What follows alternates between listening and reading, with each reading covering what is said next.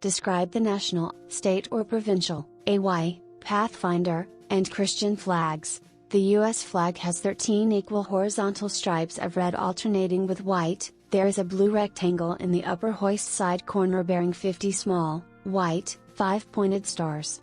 The 50 stars represent the 50 states, the 13 stripes represent the 13 original colonies, known as Old Glory.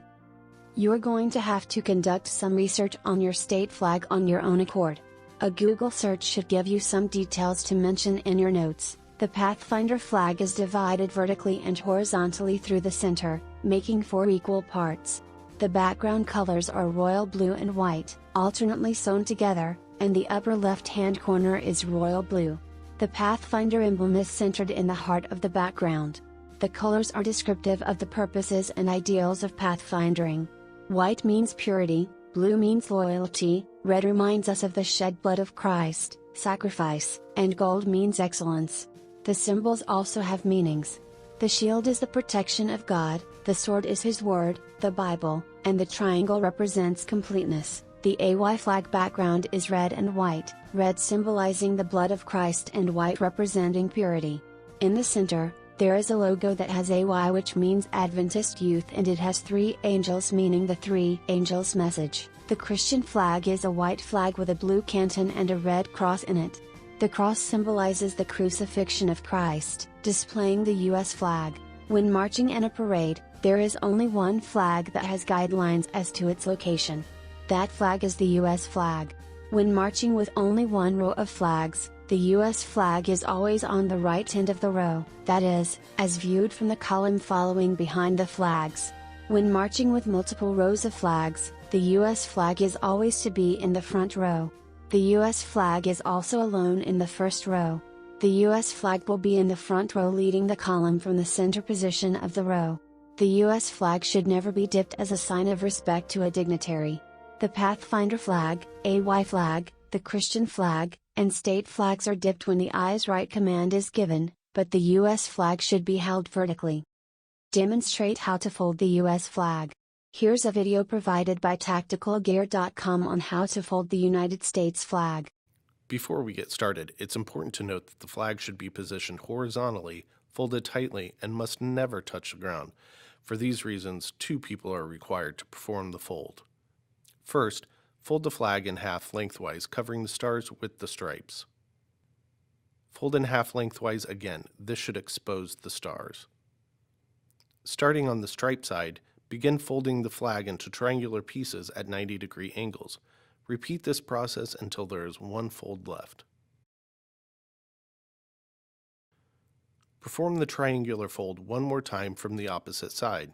Tightly tuck the newly folded remainder deep into the flag. The stripes and white header with the hoist grommet should no longer be exposed.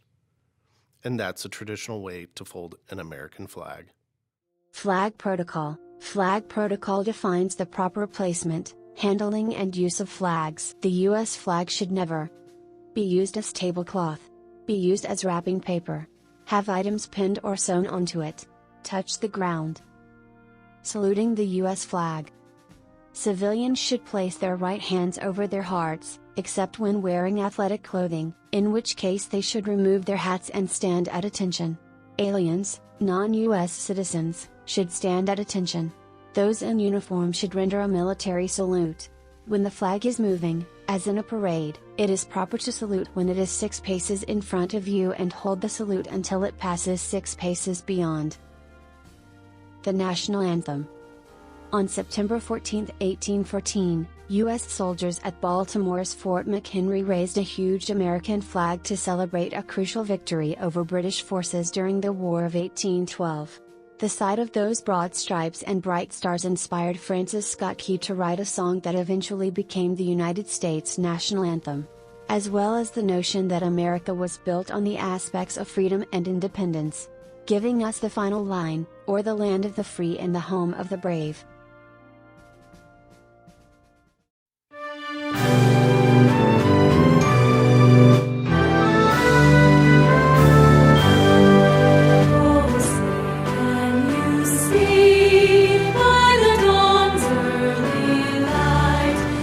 So proudly we hail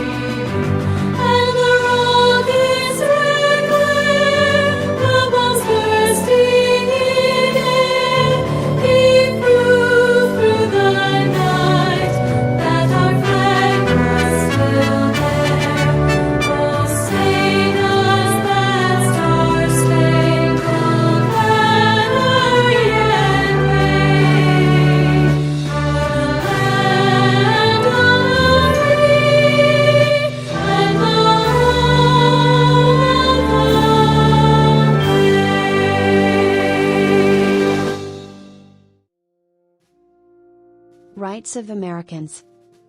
The First Amendment provides all Americans the right to their freedom of speech, religion, assembly, the press, petitioning the government. The Second Amendment provides all Americans the right to bear arms.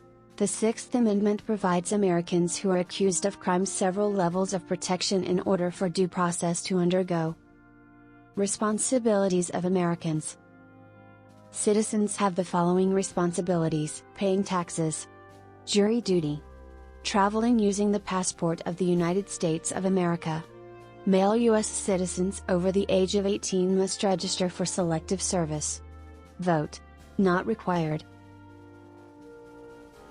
I think when I was at school, I was known for being quite argumentative, and so I had a lot of teachers who said I should be a lawyer, and I went with that and became a barrister.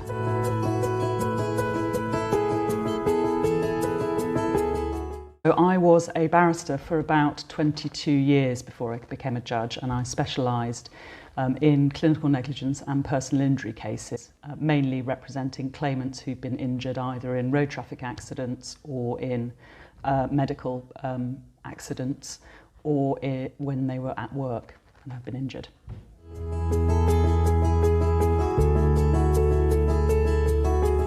I think since I was about 13 I wanted to be a barrister, but before that I thought about being a doctor, and before that I wanted to be a librarian.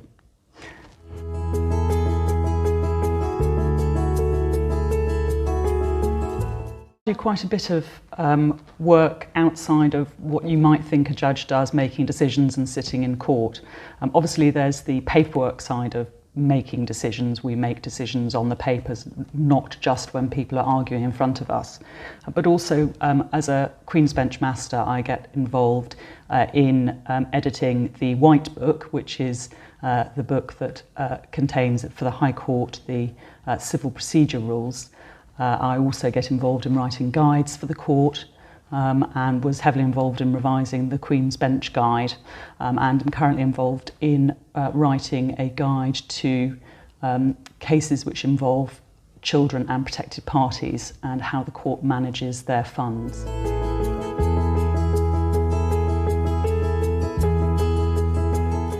I think the hardest part of becoming a judge is actually making the decision to apply and realising that it's something that that you could be good at. It's an application process like many others for other different types of jobs. It's that step into thinking, yes, I can do that.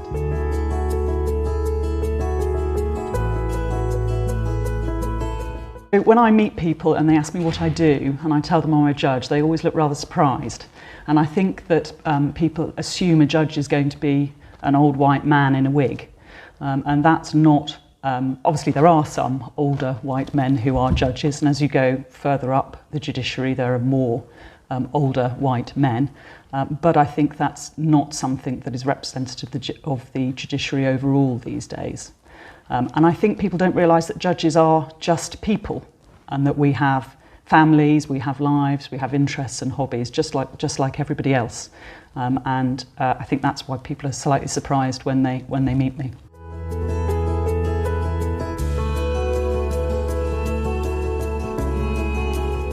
The rule of law is very important because it's how we as a society function.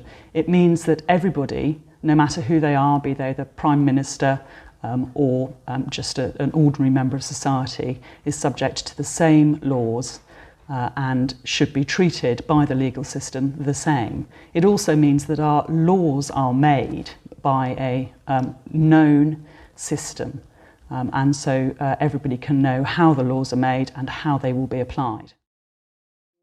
Write a one-page essay or give a 2-minute oral report about a famous person in your country. Mention what this person has done to gain recognition.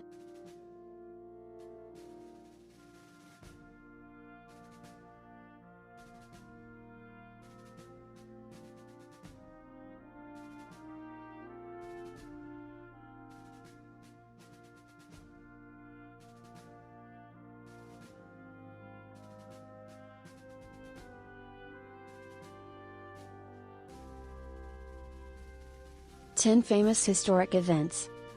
Signing of the Declaration of Independence, 1776. Revolutionary War, 1776 to 1782. Ratification of the Constitution, 1788. Washington becomes first president, 1789. Civil War, 1861 to 1865. Lincoln's Gettysburg Address, 1863. Lincoln's Emancipation Proclamation, 1863. King's I Have a Dream speech, 1963. U.S. puts first man on the moon, 1969.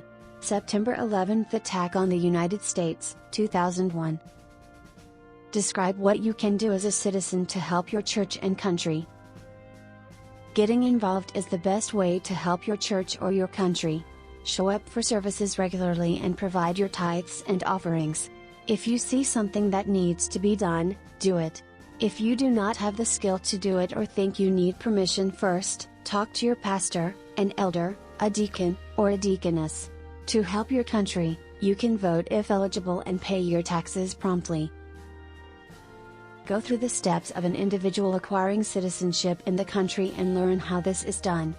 The 4 routes available include citizenship by naturalization, citizenship by marriage, citizenship through your parents, and citizenship through the military. The U.S. citizenship application process is complex, with each route having its own set of specific requirements. To be naturalized, one must be 18 years of age and have been a lawful permanent resident for the past 3 or 5 years, depending on your circumstances. They must have a physical presence within their community and good morals. They must have a decent grasp of the English language and correctly answer a few questions about the U.S. government and history. Once they've been tested and received their scores, and have passed, they must then take the oath of allegiance. Explain the meaning of this statement Jesus made in Matthew 22:21, "Render therefore unto Caesar the things which are Caesar's, and unto God the things that are God's." This verse teaches that governmental authority is to be respected, as long as it does not conflict with the moral obligations of being a Christian. Government serves a holy purpose, preserving social order, promoting the well-being of its citizens, and protecting their safety. Government in the United States. The United States government is divided into 3 branches. Legislative, makes laws; Congress, comprised of the House of Representatives and Senate. Executive, carries out laws; President, Vice President, Cabinet, most federal agencies. Judicial, evaluates laws; Supreme Court and other courts. Checks and balances were created to ensure that each branch of government didn't possess too much power. Why laws are established. The reason laws are established is best explained by the preamble of the United States Constitution. We the people of the United States, in order to form a more perfect union, establish justice, ensure domestic tranquility, provide for the common defense, promote the general welfare, and secure the blessings of liberty to ourselves and our posterity, do ordain and establish this Constitution for the United States of America.